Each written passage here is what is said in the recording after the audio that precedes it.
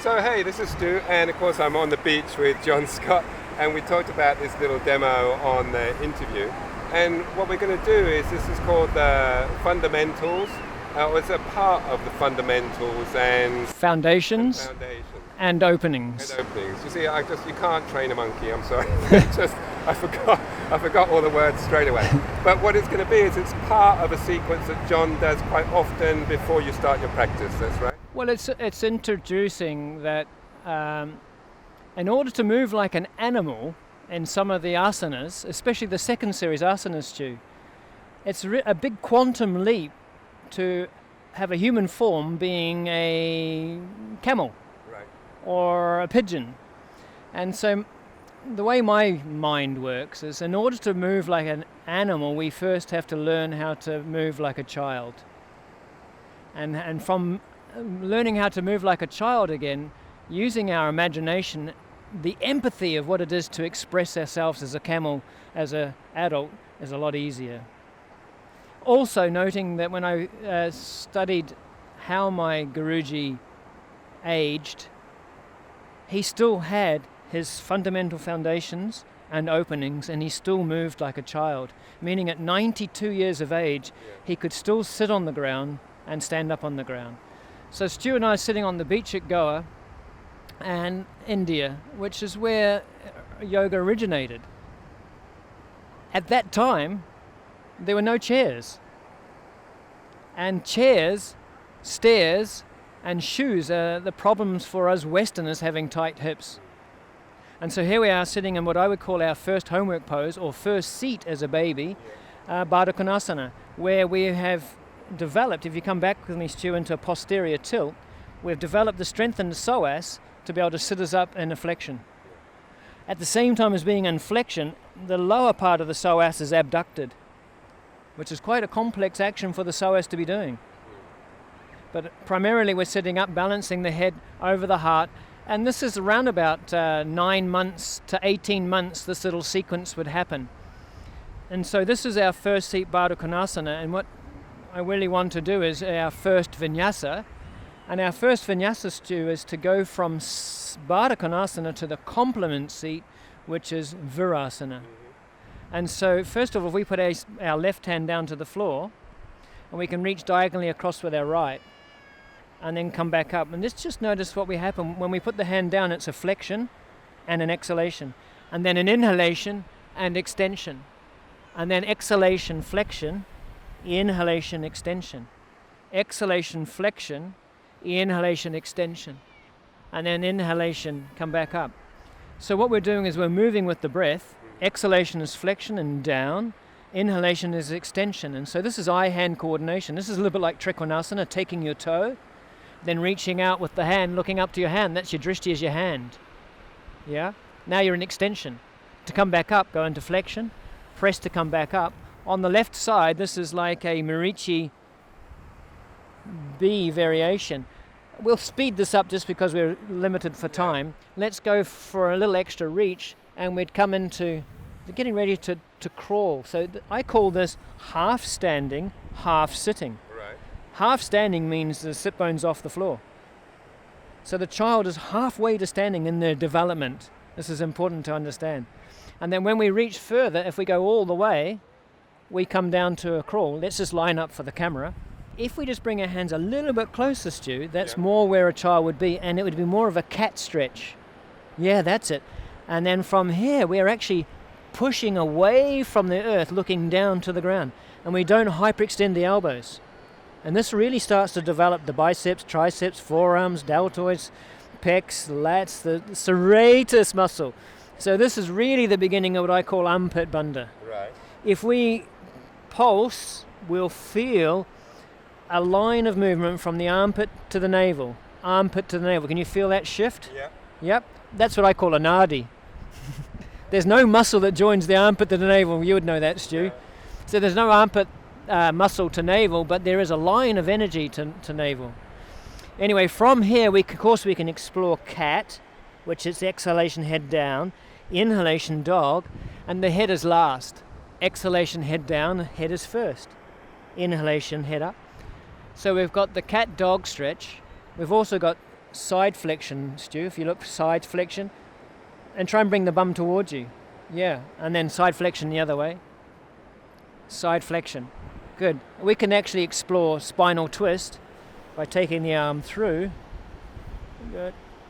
With our thigh bones the same length and our navel in the center, the lumbar's not twisting. It's only thoracic spine. Good. We can just do the other side just to complement it.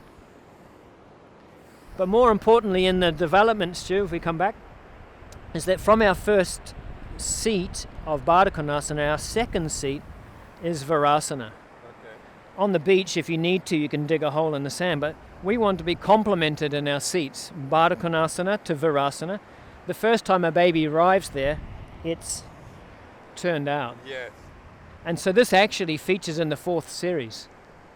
It takes us a long time to get back to the seat. So but Guruji never lost these seats because he always sat on the floor. So from here we can go forward, tuck the toes under, and do a little bounce. No, backwards and forwards. Backwards and forwards. Yeah, can you feel that? Yeah. Yeah. There's something stopping us here. Yeah? It's the knowledge that if we go too far, we're going to land on our head. Now this is real armpit bandha, Stu. Squeezing the armpits, pressing to come back. Try that. Yeah, come back up. Good. Let me be your crash helmet. Good, there. Can you feel, do you feel that? Yeah. I call that baby budgie. Because in Budgie Padasana, we're here.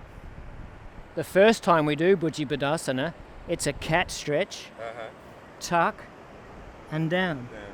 To get back up, elbows in, navel in, head to navel, to come back up. So we learn cat before we learn dog. Once we've got the cat stretch, we can then work towards the dog stretch. To come back up, head in, come back up. So from this crawl position here, this is where the baby's learning a push-up. Elbows in, head down, press to come back up. That push then develops to pushing the knees off the floor, and we do our first ever standing forward bend, which is head down, bottom up. And then bottom down, head up as you inhale. Exhale, head down, bottom up. So that people get it wrong at first, thinking this is a downward dog. It's a short dog. The baby isn't copying mum or dad. They're actually in a process of going from sitting to standing. Let's go back to Baddha Konasana. So from Baddha Konasana, this is our first seat or our first homework pose. To develop this, we can do a slightly easier variation, crossing your feet. And put your hands behind, roll forward. And that'll allow you to get to Baddha Konasana. We then had what I call place and reach. Place, we're in flexion. Reach is extension, and then we learn to clamp. From clamping, half standing, half sitting, we can reach to the crawl position. From the crawl position, we can sit down. From sitting down, there's coming forward, learning to bounce. This is developing the arch. And from here, we're able to then do our first standing forward bend. As we then develop the strength in the legs, we're able to shift the center of gravity back. We end up in squat. In the squat, we can make it more advanced by taking the arms up and slowly come up. And then come down. If we don't have the power in the thighs, we collapse over. So if you collapse over, we're now sitting in half and half. A half Baddha Konasana, a half Virasana. So here we can have the leg turned out. It's really important to explain this, Stu, that if we release the right leg out, if we take the right leg, laterally rotate it, medially rotate it, that's all coming from the hip. When the leg is straight, medial lateral is from the hip joint. When the leg's bent beyond 15 degrees, dorsiflex it, stabilize the thigh, we've now got a rotating knee joint. lateral at the knee, medial at the knee. If you look at the patella tendon on the tibia, you can see that's the bone that's moving, the tibia is moving. So it's important to know that lateral is for lotus, medial is for Tirayanga Mukha. Lateral is for the baby one. If you have a look at my thigh bones going medially and the lower leg's lateral, if I turn it medial lower leg, I can then turn the head of the knee up, which you really need for Crunchasana. Yeah. Crunchasana is not this. No. Crunchasana is here. So these are showing you that these are fundamental foundations, building blocks to primary series, second series, third series. Getting the movements going in the right joint. So while we're on the beach, what we can do is we can dig a hole to make that lower, to be more comfortable, to get that sit bone down. Maybe the sand's a little bit too hard there, Stu. Can you see this? Yeah. There we go. So we get that rather than here. If we're at home, we'd put a bolster underneath this hip to level that down. A quick change, come forward, swip them across, and sit down. And so this was really interesting, that if you have a look at my left hip now, it's higher than what my right was. And Guruji asked me why my left was tighter than my right. And I told him that from the age of 12 to 19, I was playing golf, right-handed golf. So this whole left side was stiff. And he then said to me, 1,000 repetitions or 3 years yoga chikitsa, structural alignment, skeletal alignment. To bring it back to level. Yeah. 30 years later, Still the same. Still the same. So from here, back to a squat, and we can stand. So what's really interesting is how Guruji managed to stand and sit. So the Guruji sit was from a squat, from a biped, squat, drop to a quadruped, lift up one leg, feed it through, and sit down. Okay. He would roll, squat, and stand. So at 90 years of age, Guruji could still get to the ground and get standing up, because he had all his fundamental foundations and openings. We'll sit down and I'll tell you a lovely little story. We can sit in Ganesh pose. That Guruji was sitting in a chair at this stage, on a swing on his balcony, and he had his walking stick, and Sharat's son crawled to Guruji, came back into the squat, held Guruji's walking stick, and stood up. And the smile that you have is the smile that that Guruji had and the baby had. They were looking up at one. There was no words, and the sitting down. And so it's nothing that I've created, Stu. It's something that I've just witnessed or observed. That for me, ignorance is not seeing. We ignore what's going on. So here, I've studied the way children have moved, my own children.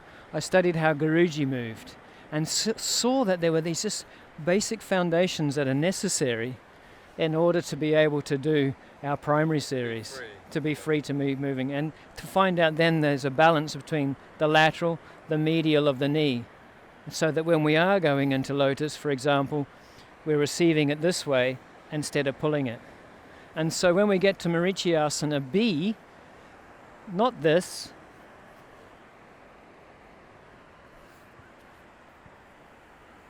half sitting, half standing, clamping to take the binding, to come down into the posture. The variation is what I call place, reach to clamp, ready to go. So when we do Marichyasana A, what's really important to understand is that we're not doing this, we're not doing this. We actually go half sitting first, half standing, relax, forward fold, clamp, bind, and to fold. And so it's just through observation that I've seen that there's been a step before, there's building blocks before we stand on the mat. And it's just going back to realizing that our culture has lost the connection to earth. How about that?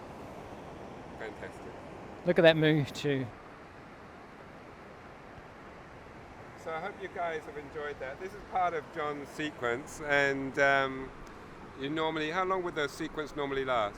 Well, I do go into a little bit more detail in the class. I usually talk about how we, as a baby, first of all, have the power of awareness Right. as our first siddhi, and our second siddhi is the power of attention, and then our third siddhi is inquiry. And so Guruji really passed that on to me, to have the awareness, the attention and inquiry into the practice. So of course in a class I do go into a little bit more philosophy, theory, story, but a positive story to replace the negative stories of why we've got hips up here. Up there. Yeah. Yeah. Brilliant. Yeah. Cool. Thanks so much. Thanks Cheers, again. man. Cool.